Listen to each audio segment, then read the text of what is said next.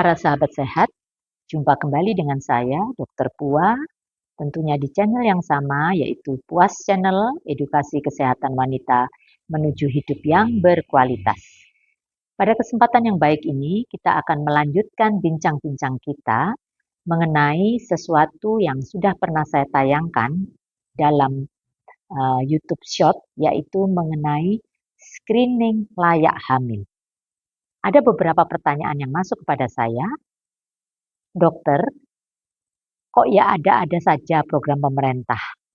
Screening layak hamil. Apa ada orang yang tidak layak hamil? Kan begitu kan pertanyaannya ya. Tapi memang benar para sahabat sehat. Jadi ini memang program yang bagus banget dari Kementerian Kesehatan mengenai persiapan deteksi dini. Jadi setiap wanita, calon pengantin ataupun pasangan usia subur itu dipersiapkan untuk menjadi layak hamil. Artinya hamil dengan aman, tidak ada komplikasi yang menyertai, sehingga proses kehamilannya berjalan dengan baik sampai dengan melahirkan dengan aman, selamat, dan melahirkan bayi yang sehat, tidak stunting, dan yang lain-lain. Oleh sebab itu para sahabat sehat, ayo sekarang kita berbincang-bincang. Apa yang dimaksud dengan screening layak hamil itu? Nah, para sahabat sehat, kita tahu bahwa menjelang pernikahan, kurang lebih 3 bulan sebelum menikah, calon pengantin bisa datang ke puskesmas, ke fasilitas kesehatan tingkat pertama FKTP, ataupun ke rumah sakit untuk dilakukan beberapa pemeriksaan, dilakukan konseling, dilakukan edukasi masalah gizi, masalah kesehatan reproduksi. Yang itu semua tujuannya mempersiapkan nantinya kalau menikah, kalau hamil itu sudah layak untuk hamil. Ya. Demikian juga untuk pasangan usia subur. Pasangan usia subur kita tahu kan, mulai dari usia 15. Tapi Kementerian Agama sudah menetapkan sekarang batas usia menikah itu bagi wanita, calon pengantin wanita itu tidak boleh lagi 15-16 tahun begitu, tapi 21 tahun. Nah, disebut pasangan usia subur sampai kapan? Sampai usia 45 tahun. Atau secara gampang saya katakan, selama masih haid secara teratur, kalaupun usianya mungkin sudah 47 tahun, masih bisa dikategorikan PUS, pasangan usia subur. Nah, ini pun perlu dilakukan deteksi dini ada tidaknya penyakit penyerta dan yang lain-lain. Untuk sekali lagi mempersiapkan kehamilan yang baik. Ada lagi yang bertanya, apakah memang iya setiap kehamilan harus dipersiapkan dengan baik? Saya tegaskan di sini, benar sekali. Setiap kehamilan harus direncanakan, harus dipersiapkan dengan baik. Tidak boleh asal-asalan. Karena kalau asal-asalan, secara emosional, secara psikologis seorang ibu akan merasa tidak siap. Belum lagi nanti kalau muncul gejala-gejala seperti mual muntah, pusing, mood swing, afek emosinya jadi tidak stabil, itu semua akan memperburuk proses kehamilannya. Dan bisa akan timbul berbagai komplikasi kehamilan. Para sahabat sehat, kita tahu bahwa tujuan utama daripada screening layak hamil adalah menurunkan angka kematian ibu, menurunkan angka kematian bayi, dan juga menurunkan angka kejadian stunting. Hal ini sejalan tentunya dengan program pemerintah dalam rangka menghasilkan generasi emas tahun 2045 ya. Generasi emas tentunya adalah generasi yang handal, generasi yang sehat, yang siap untuk mengisi pembangunan di Indonesia untuk menjadi negara yang maju, negara yang bisa disetarakan dengan negara-negara maju lainnya. Nah, karena tujuannya jangka panjang seperti itu, untuk menurunkan AKI, AKP, dan yang lain-lain tadi, sampai dibuatlah yang namanya aplikasi ya dari di Android kita, mungkin bisa di-download, aplikasi namanya Kescatin, Kesehatan Calon Pengantin. Mungkin ada lagi yang bertanya, dokter, bukannya menikah itu pokoknya sudah sesuai umurnya, ya sudah tinggal ke KUA atau mungkin ke catatan sipil menikah. Tidak sesederhana itu. Harus dipersiapkan dengan baik, mulai dari kesehatan reproduksinya. Karena salah satu tujuan daripada pernikahan, Selain fungsi rekreasi, ada fungsi prokreasi, yaitu melahirkan generasi penerus yang handal, yang sehat. Oke ya, jadi sekali lagi eh, tadi di depan sudah saya katakan bahwa Kementerian Agama sekarang sudah menurunkan kejadian pernikahan dini. Tidak boleh lagi menikah di usia 15-16 tahun, tapi harus minimal 21 tahun. Kemudian program ini ya, program untuk screening layak hamil ini memang prinsipnya untuk mengetahui kondisi medis sebelum hamil. Katakanlah sebelum hamil sudah dideteksi calon pengantin putri mempunyai sakit jantung, tentunya akan diobati dulu, ditata laksanai dengan optimal, sehingga nantinya kalau dia hamil sudah layak hamil. Maksud saya hamil tidak dengan komplikasi, tidak terjadi kehamilan risiko tinggi. Nah, sekarang upaya deteksi dini tadi sudah saya katakan ya, tidak hanya untuk calon pengantin tapi juga untuk pasangan usia subur ya. Nah, kemudian kalau sudah tahu bahwa ini memang perlu, tentu ada bertanya, di mana saja bisa dilakukan screening layak hamil ini. Saya tegaskan, tidak harus ke rumah sakit besar. Di puskesmas, di FKTP bisa dilaksanakan. Mulai dari deteksi dininya, konselingnya, edukasi gizinya, pemeriksaan-pemeriksaan sederhana semacam pemeriksaan darah, pemeriksaan indeks massa tubuh, tinggi badan, berat badan, kondisi anemia atau tidak, itu semua bisa dideteksi di FKTP atau puskesmas. Nah, kalau sudah dipersiapkan dengan baik, kemudian menikah, dan setelah itu terjadi kehamilan, tentunya tidak selesai hanya sampai, oh ya sudah kan ini sudah termasuk kriteria layak hamil, ya sudah hamil ya hamil. Justru setelah kehamilan harus dilanjutkan dengan yang namanya ANC terpadu, antenatal care terpadu. Itu mulai dari trimester 1, trimester 2, trimester 3. Kalau dulu program pemerintah hanya perlu 4 kali periksa, yaitu 112. Trimester 1 sekali, trimester 2 sekali, trimester 3 2 kali, 4 kali kan? Sekarang ditingkatkan lagi. Tidak cukup hanya 4 kali, tapi berapa? 6 kali. Ya, kalau 6 kali berarti 1, 2, 3 kan ya? Jadi pada saat trimester 3, 3 kali minimal, artinya setiap bulan harus periksa.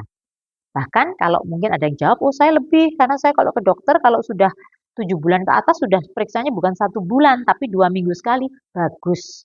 Memang tujuan sekali lagi ANC bukan sekedar USG untuk tahu jenis kelamin. Biasanya pasien-pasien belum diperiksa, begitu naik ke tempat tidur langsung tanya, dokter, anak saya ini laki atau perempuan?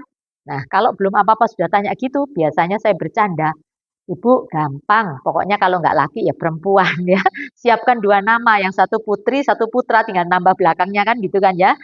Karena apa? Sekali lagi, USG bukan bertujuan untuk mengetahui jenis kelamin bayinya saja, tapi terutama untuk mengetahui tumbuh kembang janin, kesejahteraan janin, bagus tidak?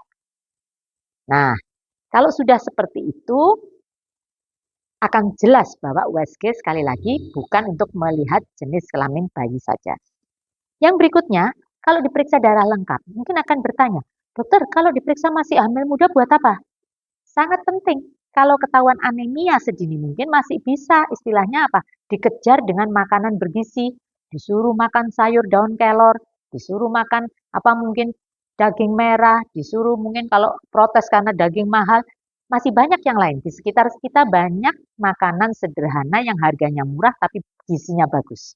Karena pernah saya tayangkan dalam channel yang lalu mengenai pola hidup sehat, pola diet sehat itu bukan berarti diet yang mahal. Sayur-sayuran di seputaran kita bisa kita manfaatkan. Tahu, tempe, teri, ya, itu pun semua bagus. Jadi sekali lagi kalau ketahuan anemia sedini mungkin masih bisa dikejar dengan makanan dan mungkin juga dengan vitamin. Sebaliknya kalau ketahuan anemia di saat hamilnya sudah 9 bulan, ini contoh nyata, bulan kemarin saya dapat pasien seorang ibu mau melahirkan HB-nya hanya 6. Nah ini entah lahir normal, entah lahir sesar, tentunya berisiko. Kadang-kadang sampai terjadi perdarahan, HPP, harus memerlukan transfusi darah. Dan komplikasi-komplikasi kehamilan inilah yang memperburuk sehingga mohon maaf, jangan sampai itu terjadi adalah apa? Kematian ibu bersalin. Baru-baru ini di Kabupaten Malang, saya mendapatkan seorang ibu 28 tahun. Anak kedua, akhirnya terjadi apa? HPP, perdarahan pasca persalinan sampai tidak tertolong. Tragis bukan?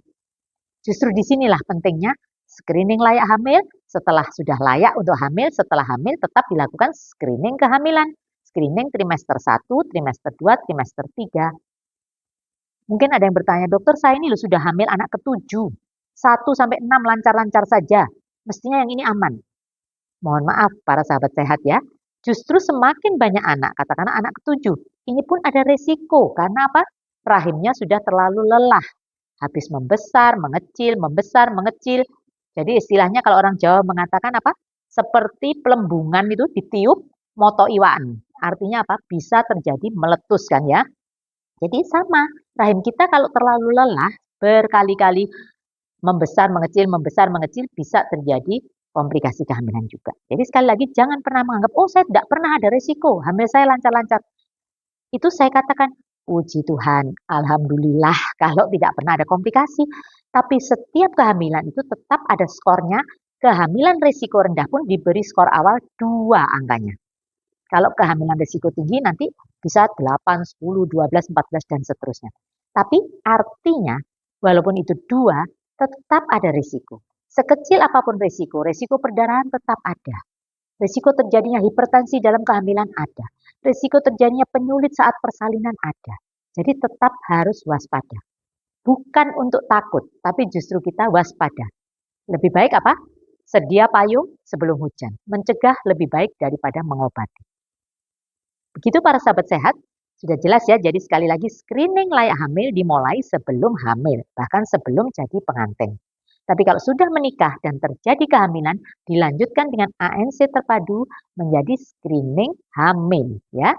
Trimester 1, trimester 2, trimester 3 sudah saya jelaskan dalam konten mengenai ANC, antenatal care, sudah pernah saya jelaskan. Itu semua ikuti, turuti nasihat daripada dokter Anda, bidan Anda, vaskes yang Anda percayai untuk nantinya menolong persalinan itu pun harus dirutinkan kontrolnya. Jadi nggak istilahnya begitu telat kontrol di saat hamil 1 bulan, tiba-tiba nggak pernah kontrol, datang-datang sudah hamil 9 bulan dan tensinya sudah 180. Nah, sudah tinggi seperti itu, bingung nanti. Akhirnya dirujuk kan seperti itu. Jadi sekali lagi para sahabat sehat, tujuannya untuk hamil yang sehat, tanpa penyulit, melahirkan bayi yang sehat, yang aman, melahirkan generasi yang handal. Untuk para ibu yang saat ini mohon maaf mengalami obesitas ya, berat badannya kegemukan, indeks massa tubuh itu bisa diukur dan tentu akan diajari cara diet yang sehat, baik bagi calon pengantin maupun ibu yang sudah hamil. Ya, nanti di kesempatan lain kali akan saya sampaikan bagaimana sih tips dan triknya diet bagi ibu hamil yang tetap sehat.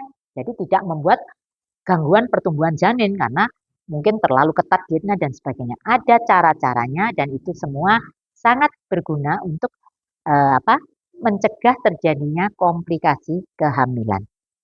Juga yang tidak kalah pentingnya imunisasi.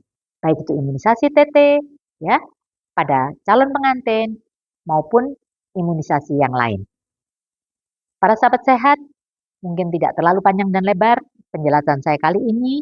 Kalau Anda merasa dari yang Anda simak saat ini dari awal sampai akhir ada manfaatnya, silakan Anda like, Anda share kepada teman, kepada saudara, kepada handai tolan yang saat ini memerlukan edukasi ini. Dan jangan lupa juga untuk healing kesehatan mental kita. Kalau Anda ingin ikuti channel YouTube saya yang satunya lagi yang mengenai bukan edukasi kesehatan tapi mengenai mungkin healing, touring, refreshing, kegiatan sehari-hari sebagai ibu rumah tangga dan sebagainya.